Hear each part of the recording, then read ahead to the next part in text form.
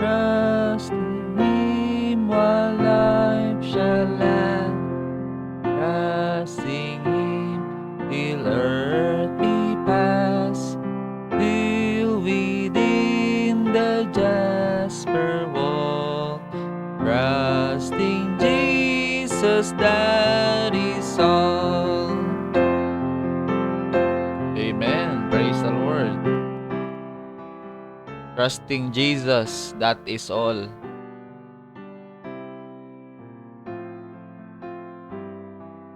Good day, church. Good morning.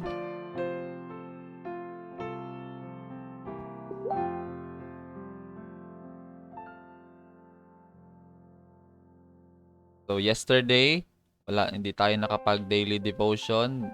Medyo busy yung araw ko. I went to RITM to have my schedule sa swab. So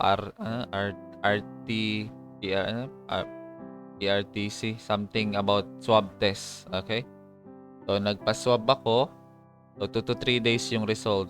As you remember, last 14 days ago, nagkalagnat ako, 3 days. And yung lagnat na yon, ang alam ko is, yon yung schedule ko once a year na nagkakalagnat ako 3 araw. So, yung mga nandun din sa booth, yung mga pinento ko lang din yon, natawa lang din sila. Sabi niya, ako din sir, meron din ako once every 2 years. Ayan, so sabi ko sa kanya, meron ka rin ma'am, sabi ko. Tapos sabi ko sa kanya, sabi ko, siguro kung nagpa-inject tayo ng flu shots, no? Hindi na tayo magkalagnat every year, sabi niya. Magkakalagnat pa rin kayo, sir, pero hindi nyo na maramdaman. So ganun pala yung function ng flu shot. Pero at least wala na yung schedule mo na yearly, no? Kasi iba na ngayon, pagka nagkalagnat ka, automatic na talaga. So, kahit may ubo ka ba o sipon, yan na kaagad yung stigma ng once magkalagnat ka. Okay? So, last 2 Sundays, hindi ako present sa church. So, medyo nanibago ako kasi hindi ako sanay sa Sunday na nasa bahay lang. Hirap din ako. Ayun. Hindi so usually, ayun, so praise the Lord dahil this Sunday, makabalik na ulit ako. Okay? Kasi okay na. And looking forward sa negative result. Hindi pwede magsabi ka na looking forward sa positive result para sa hindi pwede yung positive result dito. Kailangan you look forward for negative result. Okay? So, yun. So, ang text natin is Revelation 3:20. Okay? So, this text is also found in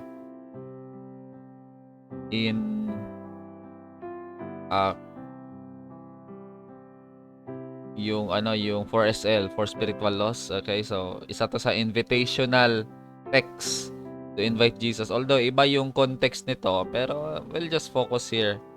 You see, God can use even verses na out of context kinukuha ng mga tao, no?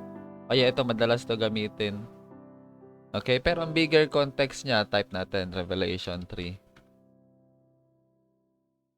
To the Church of Sardis, to the Church of Philadelphia, Delphia brother, Delphos brother. So, brotherly love yan na lugar. Modern day Turkey ito siya. To the Church of Laodicea. Ayun, so to the Church of Laodicea pala siya nakapasok. Etong Laodicean church, as you know, is I know your deeds, sabi ni Jesus. To the angel of the church in Laodicea, etong angel translated to Greek word messenger. Okay? So, these angels can either be represented as the angel literal or the messenger, which sometimes use sa pastor. Okay, so it's good no na ang pastor minsan tinatawag na angel. Pastor, angel ka, pastor. Meaning messenger. Ayun lang, meaning ng angel messenger.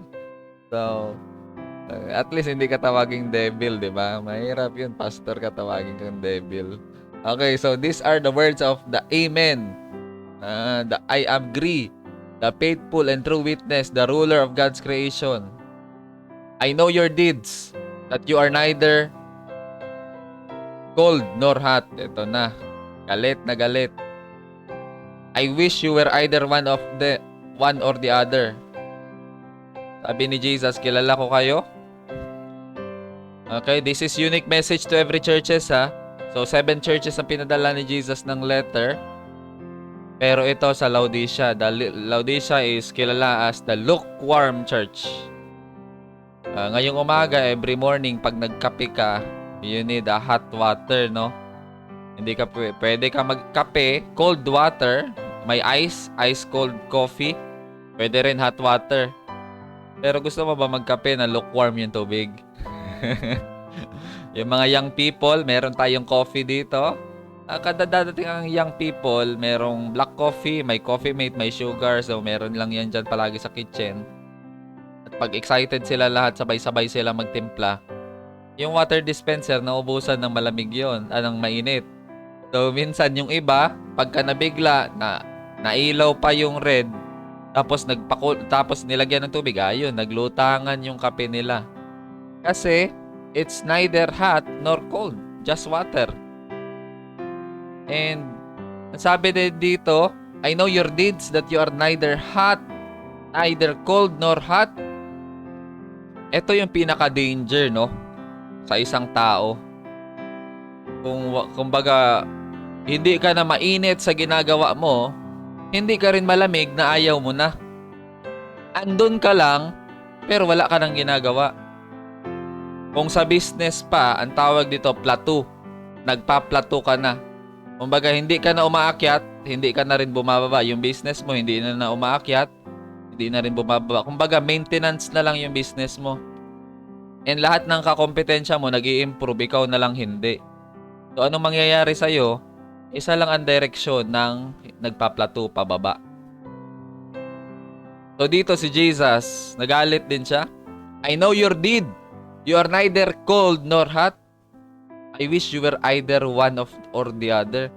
Imagine mo si Jesus, kahit pumili ka na lang sana ng side eh. Either mainit ka sa akin or malamig. At least alam ko kung anong side ka.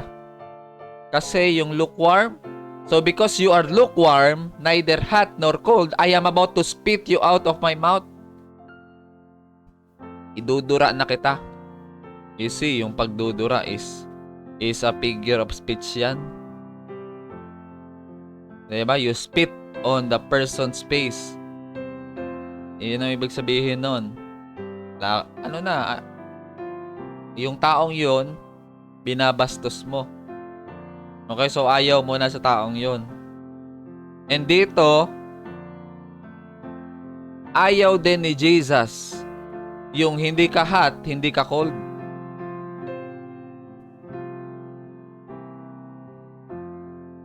And sometimes we Christians, as long as I don't leave the faith, okay lang yan.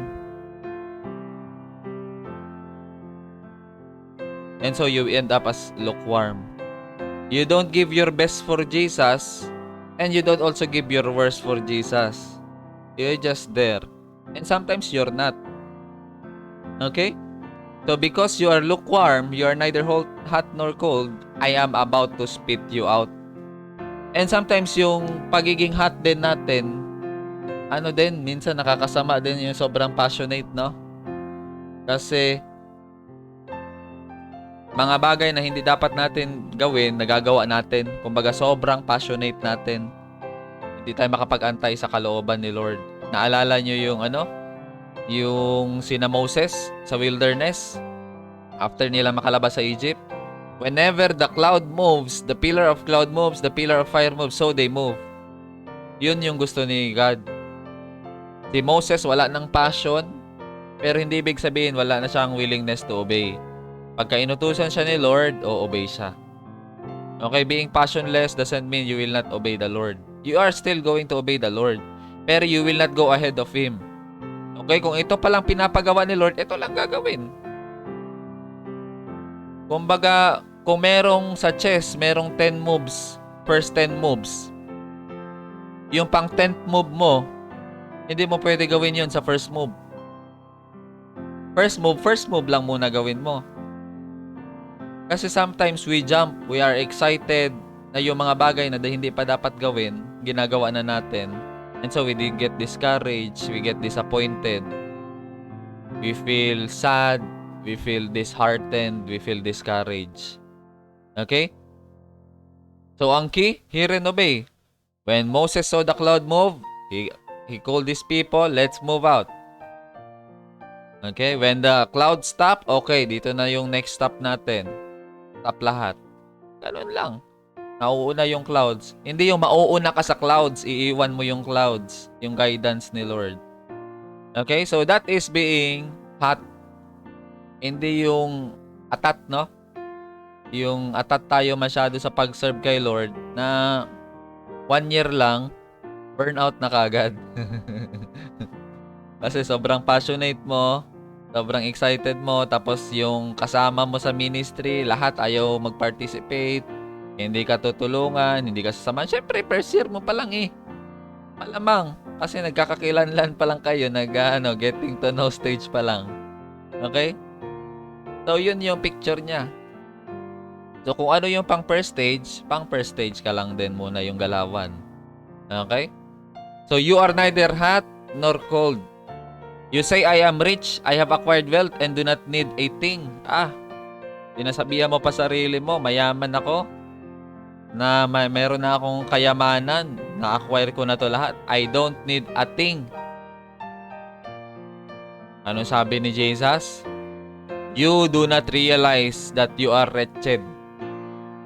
You fool, pitiful, poor, blind, and naked.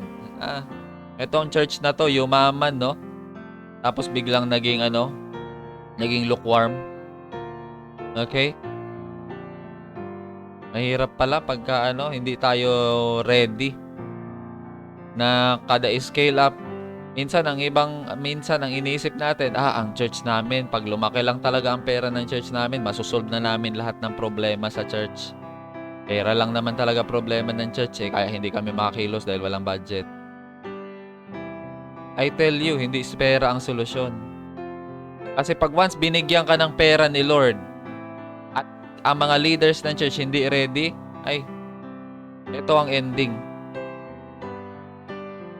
Kaya, kung ano binigay ni Lord na kayamanan sa church, from there, we can be a good steward. Kasi doon yung basihan ni Lord eh. Paano kita pagkakatiwalaan, anak, ng 50,000 sa church nyo? 10,000 nga lang sa church nyo, hindi nyo na alam paano gastusin eh. Kung ano-ano nang binibili nyo, kung ano-ano pinagagastusan nyo. 20 mil nga lang, hindi na kayo mapagkatiwalaan eh. 30,000 nga lang, hindi kayo mapagkatiwalaan. Hihilig ka pa sa akin ng 50K, 100K. Lalaki lang yung wawaldasin nyo ng hindi tamang desisyon. Okay? So, kailangan natin mapagkatiwalaan sa maliit na bagay kung gusto natin pagkatiwalaan tayo ni Lord sa malaking bagay. Yes, we pray na lumaki yung tithes ng church. But are we being a good steward na binibigay ni Lord sa atin ngayon? Okay? So, yun yung question na kailangan natin masagot. Ikaw, as a person, sa family mo, are you being a good steward sa binibigay sa'yo ni Lord na blessing? Binibigyan ka niya ng pera, paano mo ba ginagamit yan sa pamilya mo? Wise spender ka ba? Tama ba yung decision making mo sa pera? Kasi kung paano ka mag-decide sa personal financial mo, it will also reflect your church financial. Kung paano ka mag-spend para sa church. Okay? It can affect and reflect. Okay?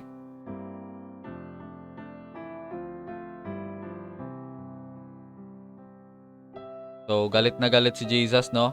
I counsel you to buy from me gold refined in the fire. Ayan, nagbebenta na si Jesus.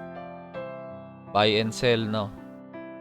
So, bumibili sila ng gold Nag-i-imbak sila ng gold kasi yun yung pinaka-valuable sa kanila. Take note, wala pang papel na pera sa panahon nila.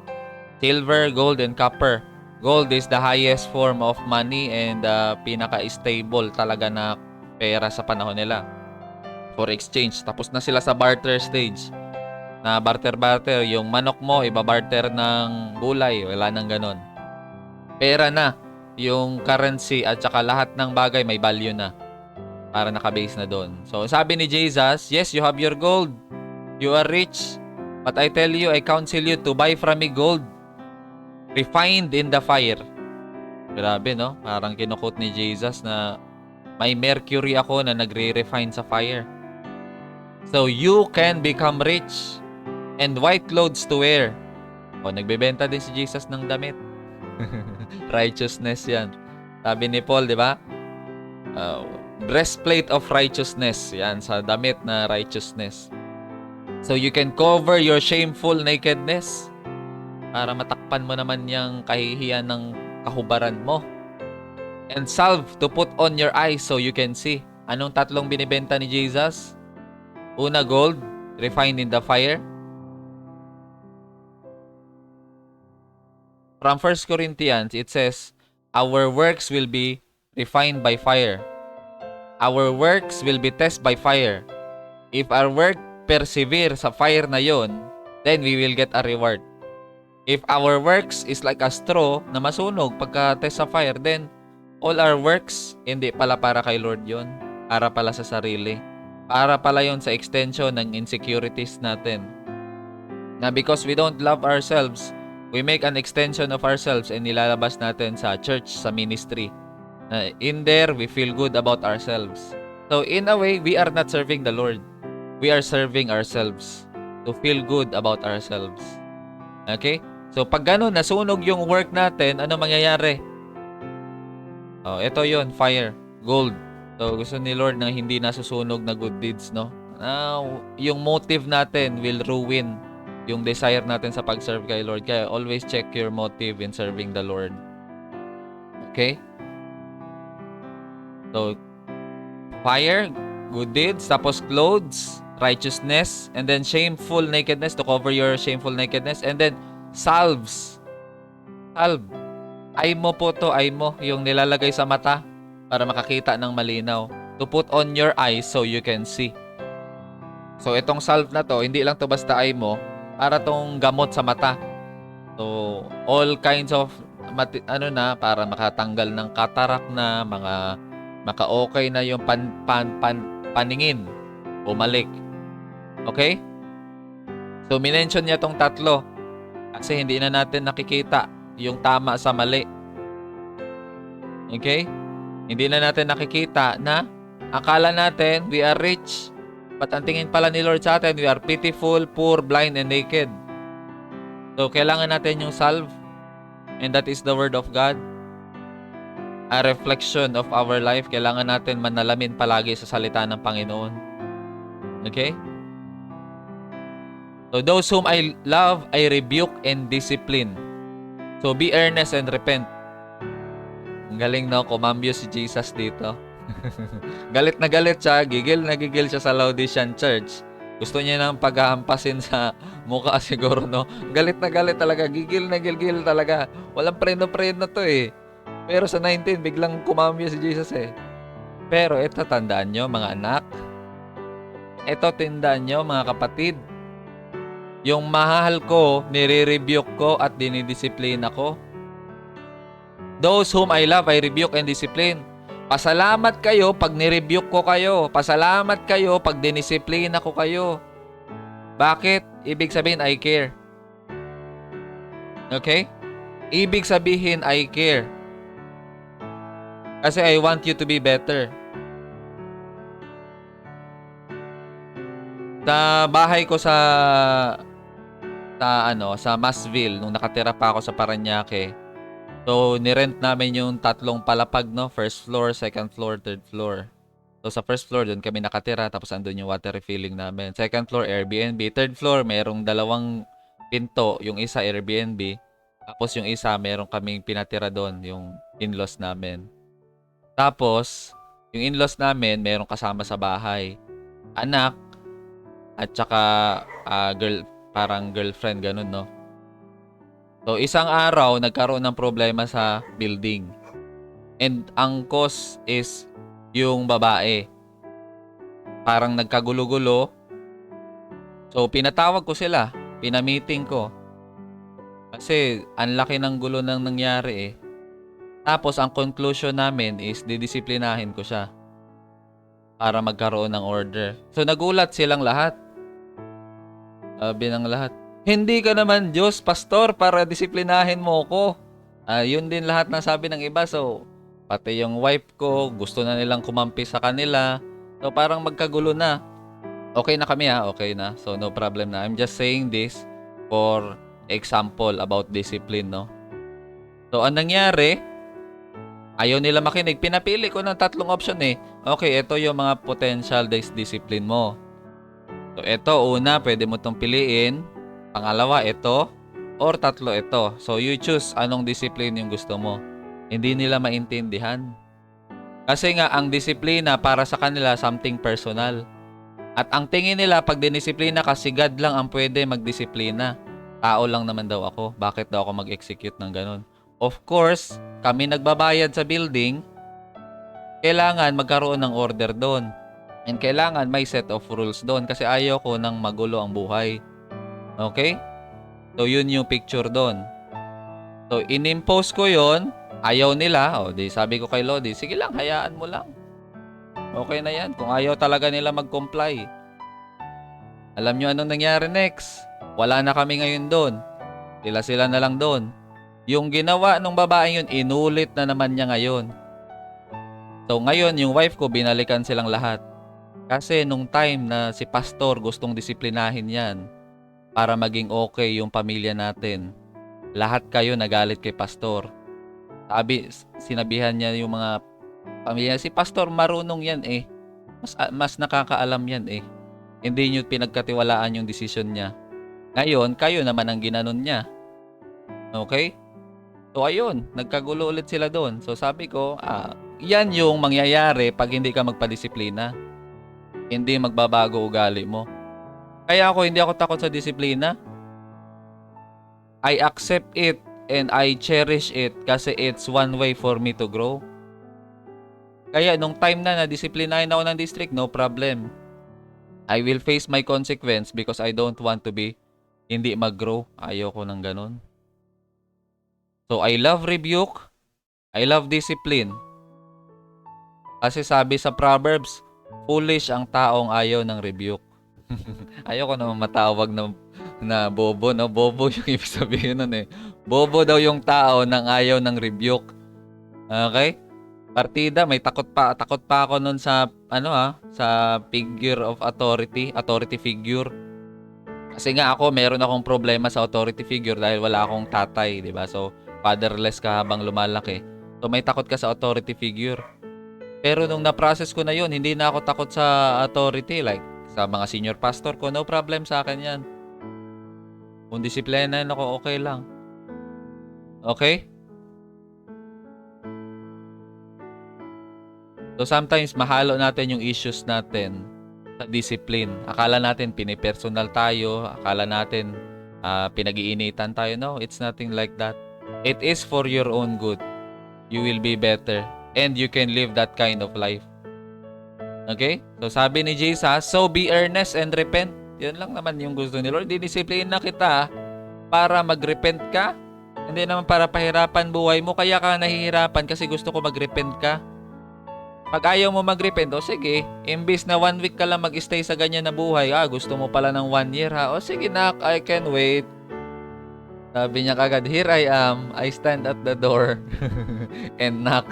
Andito lang ako. Kung kailan mo gusto magbago. Wala nang problema sa akin. Ikaw naman pinapahirapan mo lang naman sarili mo eh. Hindi naman ako ang nahihirapan. Ikaw naman. Basta ako, hindi ako mamimilit. Kung ayaw mo magbago, o di wag. Enjoy mo yung suffering mo. And you see, mga kapatid, karamihan ng suffering natin, self-inflicted pain. Tayo yung nagkukos ng suffering natin dahil sa tigas ng ulo natin. And hindi masaya si Lord habang nakatingin nun sa tayo nagsasuffer. Anak niya tayo eh. Lahat siya matutuwa na naghihirap yung anak niya. Of course, God wants us to be better. Of course, God wants us to receive a life full, abundantly. But as long as we don't become earnest and we don't repent, si Lord hindi siya nag-i-impose. Ito sabi niya sa 20, "Here I am, I stand at the door and knock." Si Lord po yan ha, kumakatok. Okay? Hindi yan ang babiolate. Hindi yan ang babiolate ng rights mo sa bahay. Okay? If anyone hears my voice and opens the door, I will come in and eat with that person and they with me. Here I am, I stand at the door and knock. You see, si Lord po, nire-respeto niya yung choice natin. Hindi siya yung Lord na tatakutin ka sa impyerno para magbago ka. Hindi, nandyan lang siya. Walang threatening dito na word, oh. Here I am, I stand at the door and knock.